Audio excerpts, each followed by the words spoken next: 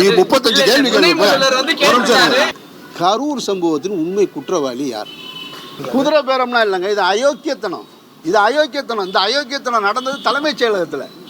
விஜய் சாரை பற்றி பாசிட்டிவாக போட்டால் வியூஸ் நல்லா போகுது, டிஆர்பி ரேட்டு நல்லா இருக்குது. இந்த மனநிலைக்கு வந்துட்டாங்க. இல்லை, சிங்கப்பெண் பாதுகாப்பு படை அப்படின்ற அந்த படையிலே எனக்கு ஒன்றும் பெரிய உடன்பாடு கிடையாது.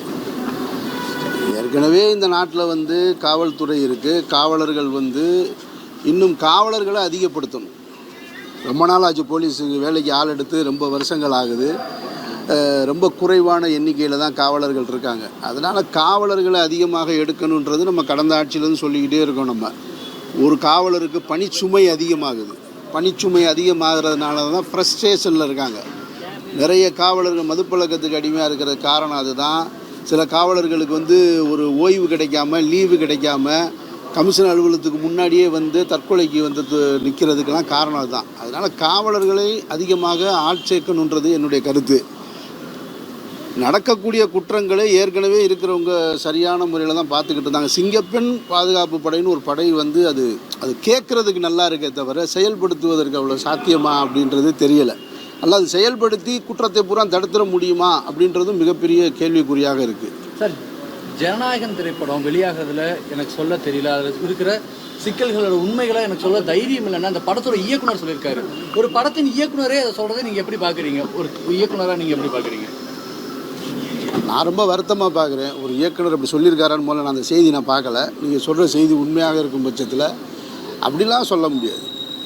நீங்கள் இந்த சமூகத்தில் இன்றைக்கு உங்கள் கண்களுக்கு தெரிந்த ஒரு விஷயத்தை, இல்லை உங்களுக்கு நடக்கக்கூடிய அநீதியை நீங்கள் சொல்ல நீங்கள் தயங்குனீங்கன்னா பின்ன யார் தான் சொல்லுவா? இன்றைக்கு அந்த ஜனநாயகனுடைய திரைப்படத்தின் நாயகனாக இருக்கக்கூடியவர் ஒரு மாநிலத்தோட முதல்வர் ஆகிட்டார். அப்படி இருக்கும் பொழுது உங்கள் படத்தில் என்ன நடந்துச்சுன்னு சொல்லுங்கள். நீங்கள் யார் தப்பு செஞ்சாங்கன்னு நமக்கு தெரியணும்ல. ஏன் குறிப்பாக இந்த விஷயத்தை நான் சொல்கிறேன் அப்படின்னா, ஜனநாயகன் திரைப்பட வெளியிட்ட அது திருட்டுத்தனமாக வெளியானதில் இன்றைக்கு அமைச்சராக இருக்கக்கூடிய ஆதவர்ஜன் அவர்கள் ஒரு கருத்தை பதிவு பண்ணியிருந்தார்.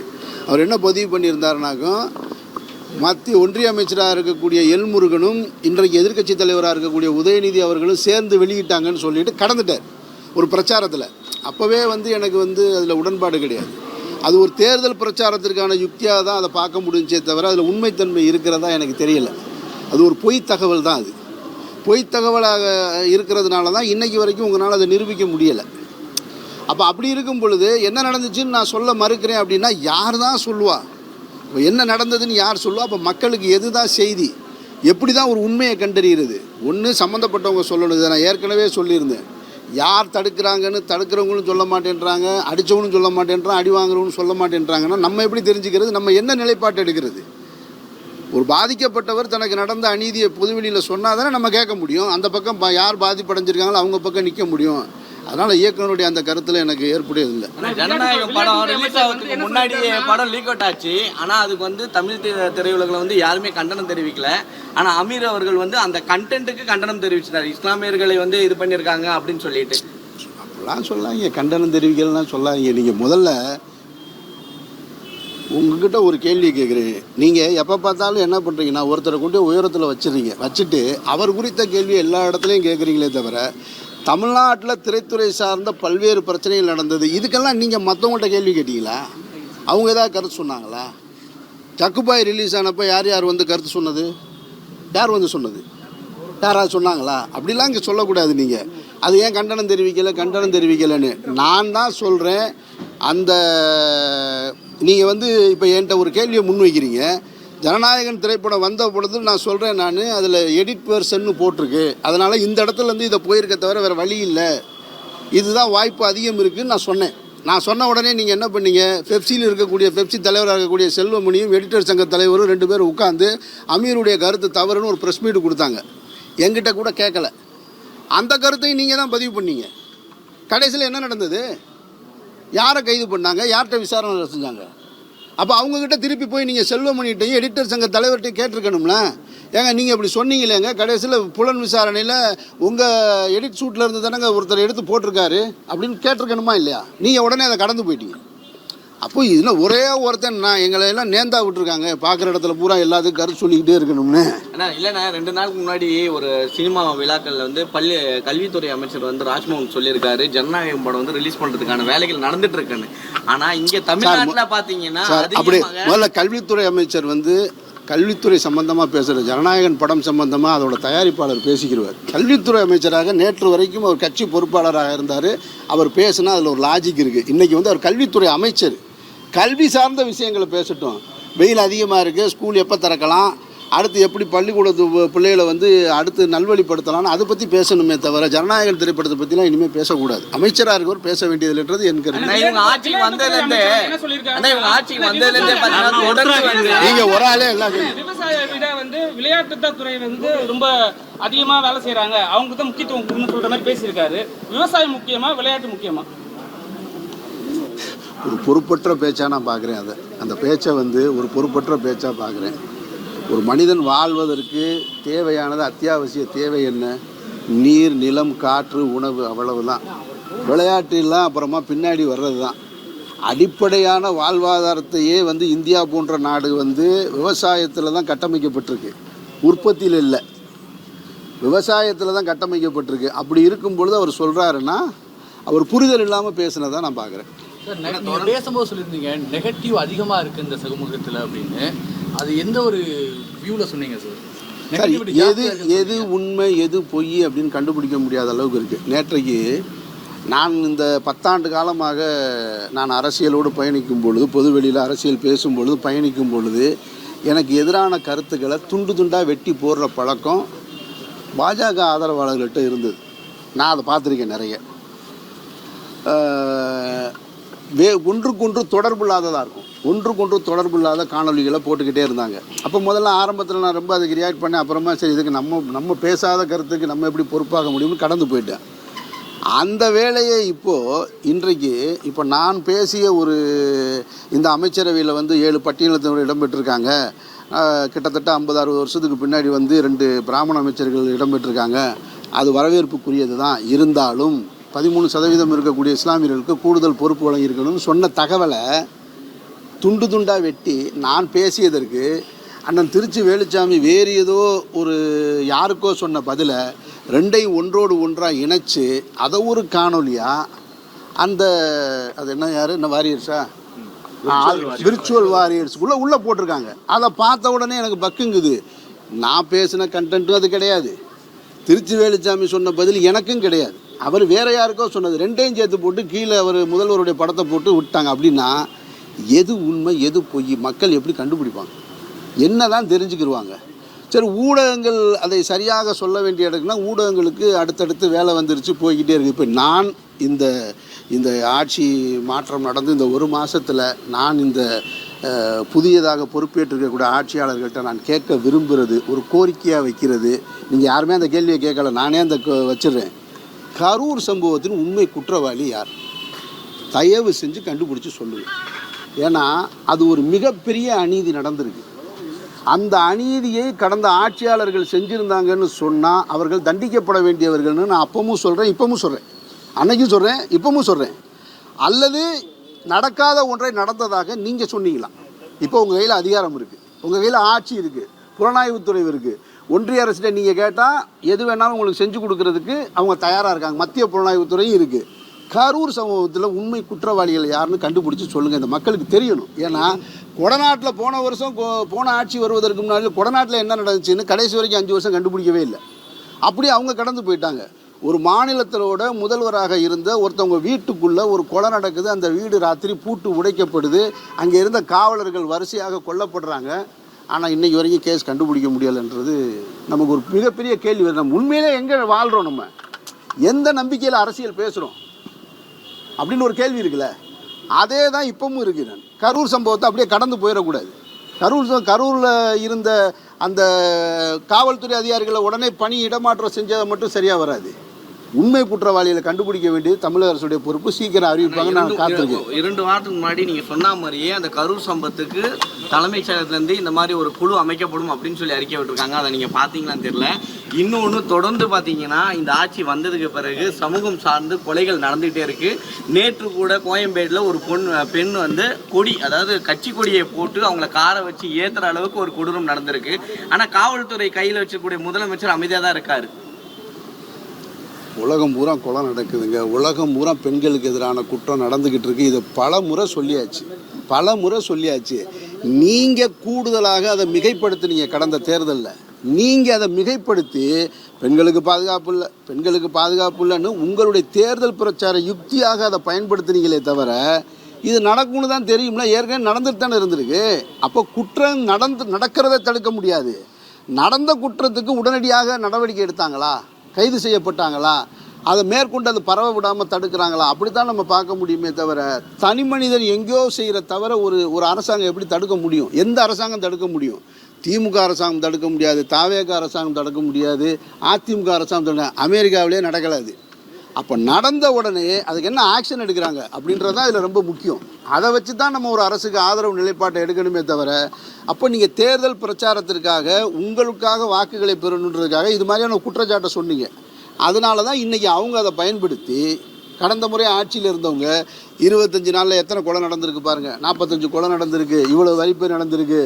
போன தடவை பாட்டிலுக்கு 10 ரூபா, இந்த தடவை பாட்டிலுக்கு 20 ரூபா. எது மாறி இருக்குது அப்படின்ற ஒரு கேள்வி இருக்கு இல்லையா?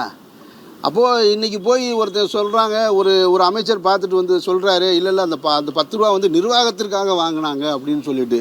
அது அப்படி ஒரு அரசாங்க நடத்துல நிர்வாகத்துக்குன்னு தனியாக 10 ரூபா வாங்க முடியுமா? எந்த ஆட்சியில் வாங்கினாலும் தப்பு தான். ரீல்ஸ் போட்டு இப்போ இருக்கிற அமைச்சர்கள் ஒரு விஷயம் பண்ணிருக்காங்க, அதை எப்படி பார்க்குறீங்க சார்? அதெல்லாம் அவங்கெல்லாம் புரியாமல் முதல் முறையாக வந்திருக்காங்க அதிகாரத்துக்கு. எல்லாருமே வந்து நடிகர் விஜய் அவர்களுக்கு ரசிகர்களாக இருந்தவங்க இன்றைக்கு முதல்வர் விஜய் அவர்களுடைய அமைச்சரவையில் இடம்பெற்றிருக்காங்க. அனுபவ போதாமை தான் காரணமே தவிர இதையெல்லாம் பெரிய சர்வதேச குற்றமாக நான் பார்க்கல. இதெல்லாம் சரி செஞ்சுக்க முடியும். ஒரு அமைச்சர் ரீல்ஸ் போட்டது ஆமாம் தப்பு. ஒரு அமைச்சர் சுற்றுச்சூழல் துறையை சுற்றுலாத்துறைன்னு தனக்கு கொடுக்கப்பட்ட துறையவே மாற்றி சொன்னது தப்பு. ஒரு அமைச்சர் போய் முறுக்கு எக்ஸ்பைரி டேட்டு கேட்குறாரு. அதெல்லாம் ஆர்வக் கோளாறில் செய்கிறது, புரியாமல் தான். அந்த முறுக்கு இன்னும் 4 நாள் விட்டால் அதுவே முடிஞ்சு போயிடும், அதுவே பதத்து போயிடும். அதுவாக பிரச்சனை. அதை போய் எக்ஸ்பைரி டேட்டு கண்டுபிடிச்சி என்ன செய்ய? நம்ம வாங்குகிற மெடிக்கல் ஷாப்பில் வாங்குகிற மருந்துக்கு எக்ஸ்பைரி டேட்டு பார்த்து யாராவது வாங்குறீங்களா? இதுவரையும் செக் பண்ணிடுறீங்களா நீங்கள்? இப்படி நம்ம கண்டுபிடிக்க வேண்டியது நிறைய இருக்குது. அப்போ இதெல்லாம் அவங்களுடைய ஆர்வத்தின் வெளிப்பாடாக நான் பார்க்குறேனே தவிர இதை ஒரு குற்றமா அப்படின்னு சொன்னால் இது குற்றம்னு நான் சொல்ல முடியாது. அவங்களுடைய அணுகுமுறையில் இப்போ தான் ஃபஸ்ட்டு ஸ்டெப்பில் இருக்காங்க. அப்போ ஃபஸ்ட்டு ஸ்டெப்பில் இருக்கவங்கள பார்த்து வெறும் கேலியும் கிண்டலும் செய்வது எனக்கு ஏற்புடையதில்லை. அவங்கள அப்படியே மெதுவாக தட்டி கொடுத்து போவோம். இன்னும் சரியாக செய்கிறாங்களான்னு பார்ப்போம். மக்களுக்கு எதிரான சட்டங்களில் திட்டங்களில் என்ன நிலைப்பாட்டை எடுக்கிறாங்கன்னு பார்ப்போம். அப்படி தான் நான் பார்ப்பேன். நான் அப்படி தான் பார்க்கணும். உடனே இவங்க வந்த உடனே நம்ம நினைக்கிறோம் அவங்கக்கிட்ட வந்து 6 மாதம் அவங்க காத்திருக்கணும்னு. ஒரே ஒரு விஷயத்தை நானாக வழியை உங்ககிட்ட 2 விஷயம், முதல்ல கரூர் விஷயம் சொன்னேன், இப்போ 2வது சொல்கிறேன். நடந்த நிகழ்வுகள்லேயே நான் ரொம்ப வருத்தத்துக்குரிய நிகழ்வாக பார்க்குறது நீங்கள் சொல்கிற எதையுமே கிடையாது. முதல்வர் அவர்கள் வந்து தனி கல்லூரியில் போய் நன்றி செலுத்துகிறாரு அல்லது இதெல்லாம் இல்லை. ஒரு வாக்கு செலுத்தியிருக்கான், 21 நாள் தான் ஆகிருக்கு. தேர்தல் நடந்து 21 நாள் தான் ஆகுது. 21வது நாளில் 4 எம்எல்ஏ தன்னுடைய பதவியை ராஜினாமா பண்ணிட்டு போகிறான்னு சொன்னால் இவங்கெல்லாம் யார்? இவங்களெல்லாம் எப்படி மக்கள் பிரதிநிதியாக நீங்கள் தேர்ந்தெடுத்தீங்க? அப்போ இவங்கெல்லாம் நம்ம சமூகத்தில் அழித்தொழிக்கப்பட வேண்டிய ஒரு புல்லுருவிகள் மாதிரி இருக்காங்க. என்ன காரணத்துக்காக ராஜினாமா செஞ்சாங்க சொல்லுங்கள்? மேகதாது அணை கட்டுறதுக்கு எதிராக தன்னுடைய பதவியை ராஜினாமா செஞ்சாங்களா? இல்லை முல்லை பெரியாறு அணையில் நீர்மட்டம் உயரலை அதுக்காக ராஜினாமா செஞ்சாங்களா? இல்லை ஒன்றிய அரசு கொடுத்த சட்டத்திட்டங்களை வந்து தமிழ்நாட்டில் வந்து ரொம்ப இன்ஃப்ளூயன்ஸ் பண்ணுறாங்க அதுக்கு எதிராக ராஜினாமா செஞ்சாங்களா? என்ன காரணத்துக்காக 4 பேர் ராஜினாமா செய்கிறாங்க? யாராவது கேட்கணும்ல. இது மிகப்பெரிய ஜனநாயக படுகொலை இல்லையா? ஊடகங்கள் எல்லாம் கேட்க மறந்தது ஏன்? ஊடகங்கள் இது குறித்து பேச மறந்தது ஏன்? உண்மையை சொல்லணும்னா ஆண்ட கட்சியாக இருக்கட்டும், வேறு யாராவதாக இருக்கட்டும், அந்த 4 பேர் மேலே வழக்கு தொடுத்துருக்கணுமா இல்லையா? நீங்கள் உயர்நீதிமன்றத்தில் வழக்கு தொடுங்க, உச்ச நீதிமன்றத்தில் வழக்கு தொடுங்க. நான் பேசிக்கிட்டு இருக்கேன் என்னுடைய வழக்கறிஞர்கிட்ட. இதுக்கு ஒரு வழக்கு போட்டு உங்கள் 4 பேரை நம்ம கேட்டால் என்ன? என்ன நினச்சிக்கிறீங்க? தேர்தல் ஆணையம் சொல்லுது நீ பூரா வாக்களிக்கணும், சரியாக வாக்களிக்கணும்னு போய் ஒருத்தன் காலையிலேருந்து அடிக்கிற வெயிலில் போய் அன்றைக்கி நின்று வாக்கு போட்டுட்டு வந்தால் அவன் முடிவெடுத்து தானே போட்டிருக்கான்.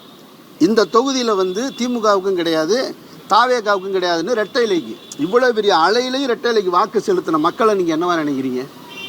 இப்போது அம்பாசமுத்திரம் தொகுதியில் வென்றவர் தோத்தவர், அந்த கட்சியில் இருந்து அதில் எதிர்த்தரப்பில் கூட்டணியில் இருந்தவர் 3 பேர் இப்போ ஒரே அணியில் இருக்காங்க.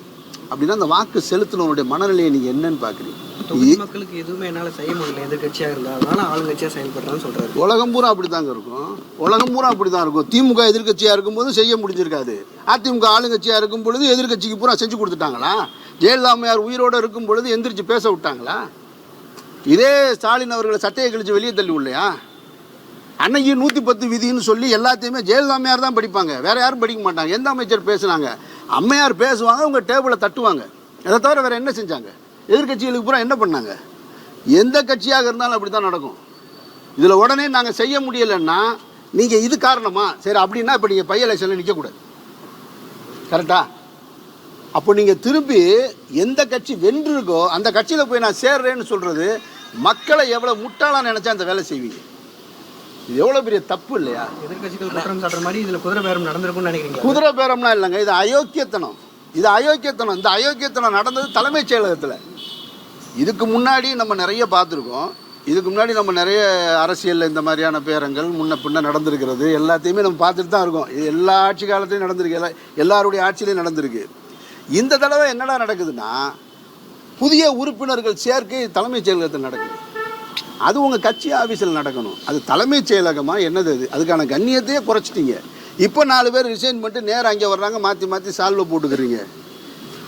இந்தியாவிலேயே பாஜக கிட்ட மட்டும்தான் அந்த வாஷிங் மிஷின் ஒன்று வச்சுருக்காங்க, பியூரிஃபை வாஷிங் மிஷின். உலகத்தில் இருக்க கெட்டவனை பூரா அந்த மிஷினுக்குள்ளே ஒரு தடவை போட்டு இப்படி போயிட்டு வெளியில் வந்து அவன் பியூரிஃபை ஆயிடுவான், சுத்தமாயிடுவான். அந்த மிஷினை இப்போ இவங்களும் வாங்கி வச்சுட்டாங்க. இப்போ கர்நாடகாவில் இன்னும் ஜூன் 3ஆம் தேதி சிஎம் பதவியேற்றுக்க டி சிவகுமார் சித்தராமையா வேலைக்கு அவர் வயத்துக்கு போகிறார். அவர் என்ன உறுதிமொழி கொடுத்துருக்காருன்னா, மேகதாதுல கண்டிப்பாக நாங்கள் அணை கட்டியே தீர்வோன்னு இருக்காங்க. தமிழ்நாடு சிஎம் முன்னே வந்து ஏற்கனவே நம்ம அம்மா நீங்கள் சொன்ன போல ஜெயலலிதா அம்மையாக இருக்கும்போது காவேரியை நம்ம வந்து வென்று அதில் வந்து அரசு இதுலேயே வந்து வெளியிட்டாங்க.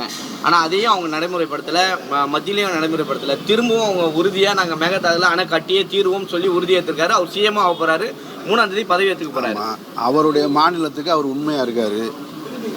அவர் தேர்ந்தெடுக்க மக்களுக்கு அவர் கொடுத்த வாக்குறுதியில் அவர் உண்மையாக இருக்கார். அப்படி தான் இருக்க முடியும் ஒரு மாநிலத்துடைய முதல்வர். அந்த மாநிலத்துடைய முதல்வர் அவங்களுக்கு உண்மையாக இருக்கார்.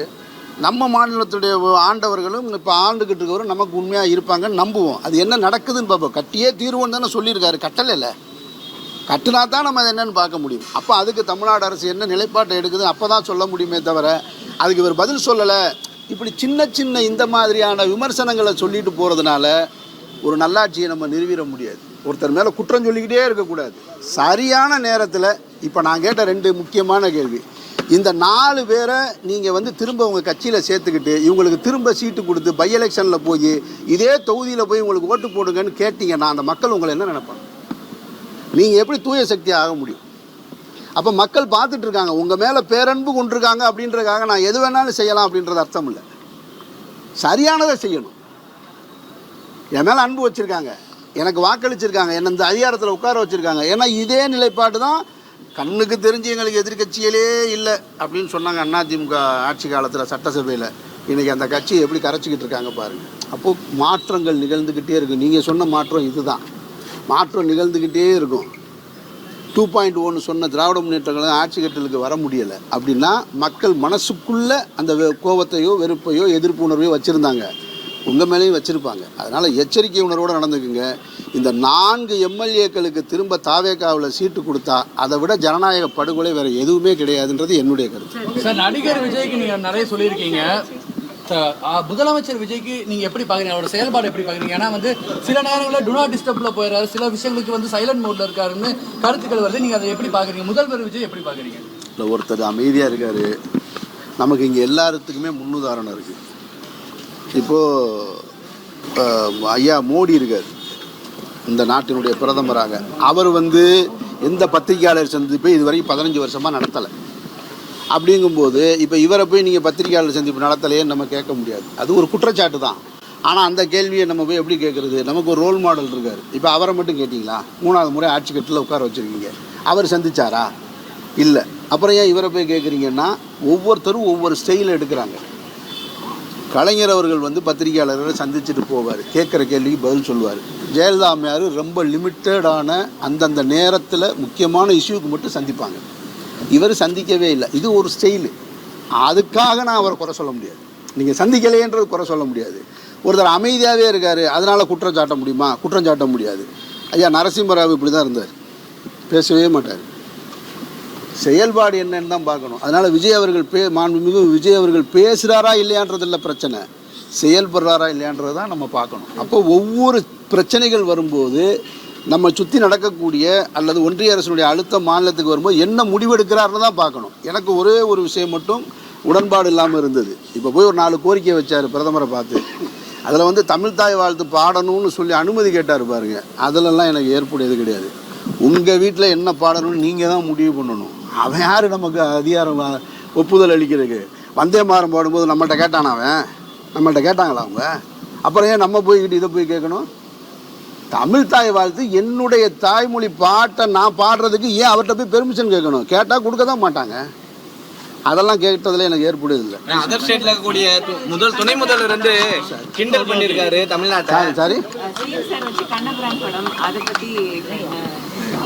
அவரே சினிமா விட்டு போயிட்டாரு. அவரை போய் வச்சு அவர் ரொம்ப பிரியத்தில் இருந்தார். அப்போ ஒரு 10 வருஷத்துக்கு முன்னாடி ரொம்ப பிரியமாக இருந்தார். உங்களுக்கு தெரியும், இன்றைய முதல்வர் வந்து நடிகராக உச்சத்தில் இருக்கும் பொழுது வெளிப்படையாக எதுவுமே பேச மாட்டார். அவரை பற்றி உங்களுக்கு நல்லா தெரியும். அது ஒரு டைப்பு. அது ஏன்லாம் நம்ம கொஸ்டின் பண்ணக்கூடாது. அது அவருடைய ஸ்டைலு.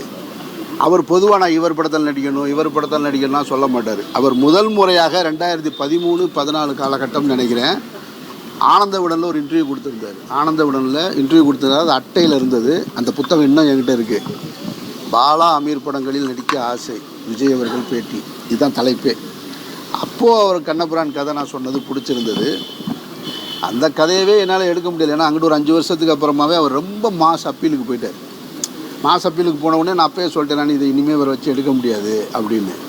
இப்போ அவர் சினிமாலே நடிக்கலை, அவருக்கு பெரிய பொறுப்பு வந்துருச்சு. இப்போ போய் கண்ணபுரானை போய் பேசிக்கிட்டு அதர் ஸ்டேட்ல இருக்கக்கூடிய நீங்கள் ஏதோ கேட்டீங்க. நீங்கள் 35 கேள்வி வந்து அந்த கருத்து பரவிடே இருக்கு. அதை நீங்கள் சமூக வலைத்தளம் போடாமல் அந்த வாட்ஸ்அப் ஸ்டேட்டஸ் அருமையான ஒரு கேள்வி கேட்டார். நான் வந்து எந்த சமூக வலைதளத்துலையும் இல்லை, வாட்ஸ்அப்பில் தான் ஸ்டேட்டஸ் வைக்கிறேன். அதில் அனைத்து பத்திரிகை நண்பர்களும் இருக்காங்க, பெரியதுலேருந்து சின்ன லெவலில் இருக்கிற வரைக்கும். அதனால் அது வந்து எடுத்துக்கிறாங்க. இந்த கடந்த 1 மாதமாகவும் நான் ஸ்டேட்டஸ் போட்டுட்டு தான் இருக்கேன், ஆனால் எதுவுமே வெளியில் வரலை. இதில் தான் எனக்கு ஊடகத்தின் மேலே ஊடகமும் இப்படி தான் இருக்குமா, அது பயாஸ்டாக தான் இருக்குமா அப்படின்றது இப்போ அது உணர்றேன் நான். ஏன்னா அவங்களுக்கு தேவையானதை எடுத்துக்கிறாங்க. இன்றைக்கி ஊடகங்கள் இந்த ஆட்சி மாற்றத்துக்கு பின்னாடி அனைத்து செய்தி ஊடகங்கள் என்னவா மாறி இருக்குன்னா, விஜய் சாரை பற்றி பாசிட்டிவாக போட்டால் வியூஸ் நல்லா போகுது, டிஆர்பி ரேட்டு நல்லா இருக்குது, இந்த மனநிலைக்கு வந்துட்டாங்க.